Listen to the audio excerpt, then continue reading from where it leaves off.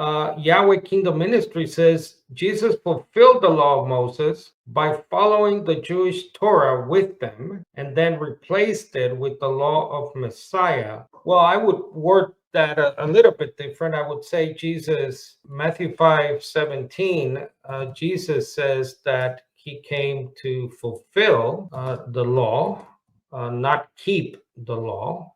I know some understand the Greek as a keeping, but again, words have different meanings depending on the context. And I think in the context of the Sermon on the Mount, if you go on to read Matthew 5, Jesus definitely, at least you could say, changes certain laws like lethal violence, self-defense. But I do like the NLT, which is a paraphrase. As you can see there, do not misunderstand why I have come. I did not come to abolish the law of Moses or the writings of the prophets. No, I came to accomplish their purpose. I think that's a good meaning there of the Greek and what Jesus' intent was. Because if you go, for example, to Paul, who is the great, or should be the great equalizer when it comes to this topic of Jesus and the law. Paul, as we know, is very clear that the Messiah brought an end to the law. I don't think he brought it by keeping the law. He came by practicing and preaching